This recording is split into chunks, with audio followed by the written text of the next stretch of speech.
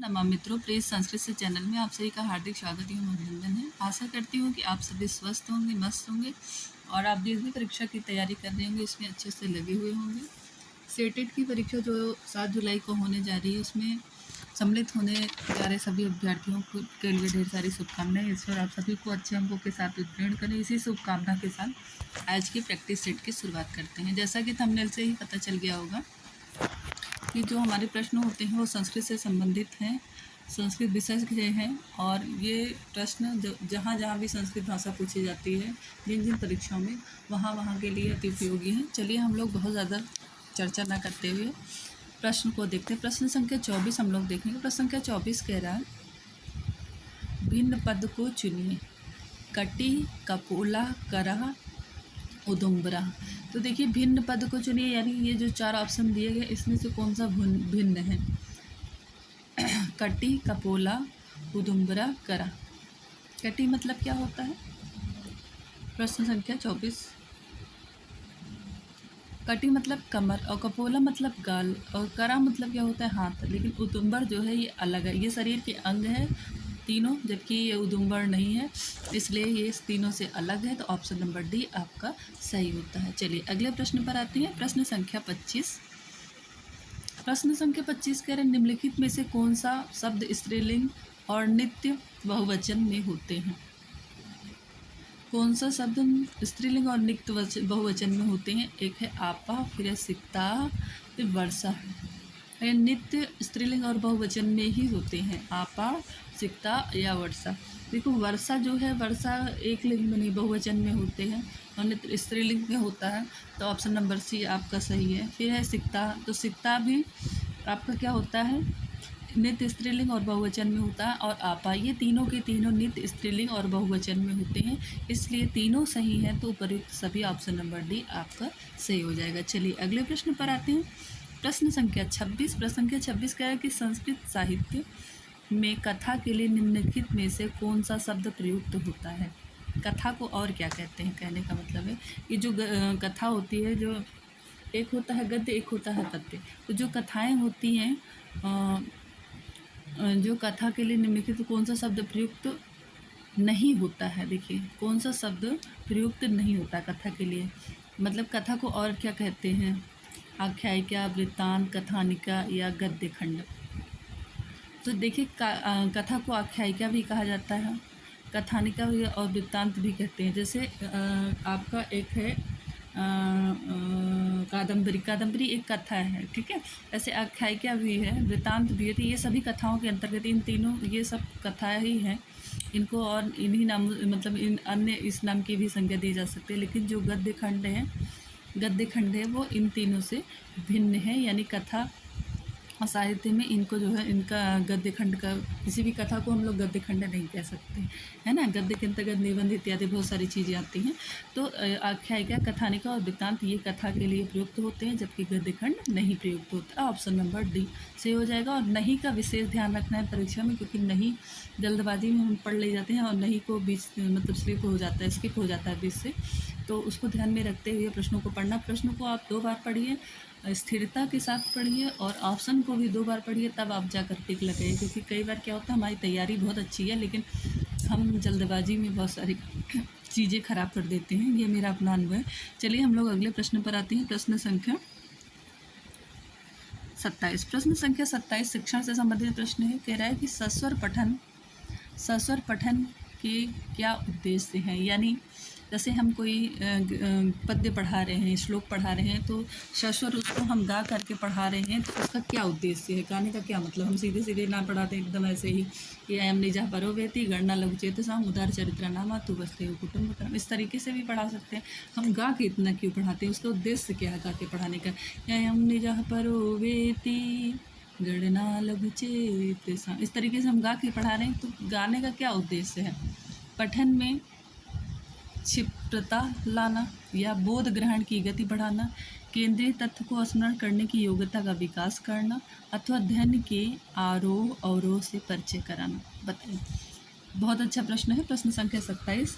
अब देखिए, ये हम लोग अक्सर देखिए संस्कृत और हिंदी में जो पद्यात्मक रूप होते हैं, ज़्यादातर हम उसको गा के, कविताएँ हैं उसको हम गा के बच्चों को समझाते हैं।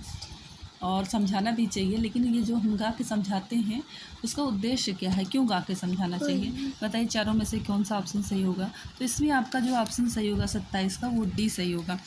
गाने का मतलब ये नहीं होता है कि पठन में क्षिप्रता लाना, हम गाएंगे तो इससे क्षिप्रता तो हम ऐसे बिना गाए पढ़ाएंगे तो आएगी ना। जैसे कहेंगे अयम निजा परोवेति गणनालक चेत समुदाय चरित्र नामा तो बस्ते कुटुंब, जल्दी से ख़त्म हो गया। लेकिन जब हम इसको गाएंगे तो इसमें क्षिप्रता कहाँ आएगी, इसमें और समय लगेगा। अयम निजा परोवेति, इसमें और समय लग रहा है, तो ये ऑप्शन गलत हो। फिर दूसरा कहा कि बोध ग्रहण की क्षमता, बोध ग्रहण की गति बढ़ाना, बोध ग्रहण की गति कैसे बढ़ेगी, गा रहे हैं तो उसमें बोध ग्रहण की गति कैसे बढ़ जाएगी, कोई पद्यात्मक चीज़ है, ये भी नहीं। केंद्रीय तथ्य को स्मरण करने की योग्यता का विकास करना, कहीं नहीं है। ऑप्शन नंबर डी, ध्वनि की आरोह और अवरोह को, जैसे हम लोग कहाँ विराम लेना है, कहाँ हमको नहीं विराम लेना है, ये सब चीज़ों को ध्यान में रखते हुए हम कविताओं को पढ़ते हैं। जैसे अयम निजा परोवेति 8 पे आपका अनुष्टुप छंद है, तो 8 अक्षर पे अगर विराम लेना तो 8 अक्षर पे हम रुक रहे हैं। तो इससे क्या होता है कि छात्रों में आरोह और अवरोह की चीज़ों का ज्ञान होता है। चलिए अगले प्रश्न पर आते हैं, प्रश्न संख्या 28। प्रश्न संख्या 28 कह रहा है कि संस्कृत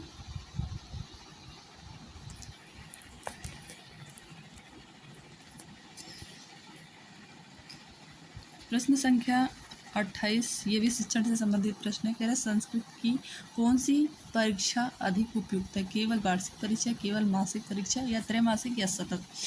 किसी भी भाषा की हो, संस्कृत हो, हिंदी हो, सोशल स्टडी, कोई भी सब्जेक्ट हो, कोई भी भाषा हो, उसमें जो सबसे अच्छी परीक्षा मानी गई हो वो सतत परीक्षा। सतत परीक्षा क्या होती है, जो पढ़ाने के दौरान हम लोग पूछ लेते हैं। जैसे हमने कोई चीज़ पूछा, बताया कोई टॉपिक और उससे संबंधित प्रश्नों को पूछ लिया, तो सतत परीक्षा से क्या होगा, तुरंत बताया, तुरंत बच्चे जो है कितना कर पाए हैं ये हमें पता चलता रहता है। और अगर जैसे हमने किसी गद्य खंड को पढ़ाया, समझाया, उससे रिलेटेड प्रश्नों को बच्चों से पूछा, अगर बच्चे उसका उत्तर नहीं दे पा रहे हैं तो इसका मतलब है कि मेरे जो पढ़ाने का कौशल है उसमें कहीं ना कहीं कुछ कमी रह जा रही है, तो दोबारा हम उसको समझाएंगे। लेकिन अगर वही चीज़ हमने पढ़ाया और फिर मासिक 1 माह के बाद हमने परीक्षा ली, तो उससे क्या होगा, बच्चा भूल जाएगा और फिर हम उस टॉपिक को आएंगे नहीं। जब हम 3-4 पार्ट पढ़ा ले गए तो हम फिर से पुनः एक पार्ट से शुरू नहीं करेंगे। तो इसलिए जो सतत परीक्षा है इसको अच्छी मानी गई है। सतत और निरंतर परीक्षा को किसी भी भाषा के या किसी भी सब्जेक्ट के लिए सतत और निरंतर व्यापक परीक्षा जो होती है वो सबसे उपयुक्त होती है। चलिए अगले प्रश्न पर आते हैं, प्रश्न संख्या 29। प्रश्न संख्या 29 कह रहा है कि निम्नलिखित में से कौन अनुवाद शिक्षण विधि नहीं है। निम्नलिखित में से कौन, नहीं इसमें कट गया है, हाँ कट गया है, यहाँ पे नहीं देखिएगा। निम्न में से कौन अनुवाद शिक्षण विधि ना है, नहीं है, पुस्तक विधि, व्याख्या विधि, तुलना विधि, या अनुकरण विधि।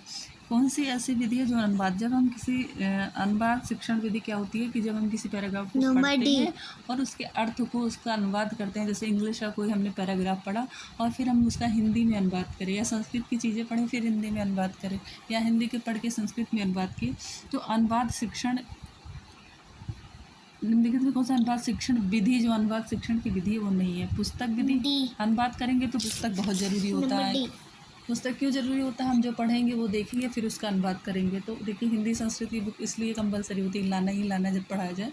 तो अनुवाद शिक्षण विधि में पुस्तक तो सबसे उपयुक्त मतलब विधि है, और व्याख्या भी उपयुक्त विधि है।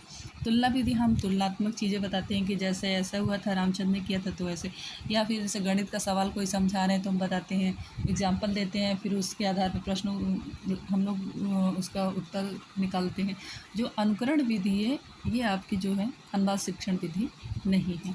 ठीक है, चलिए अगले प्रश्न पर आते हैं, प्रश्न संख्या 30 और आज का आखिरी प्रश्न है, ऋजुता का विलोम क्या है।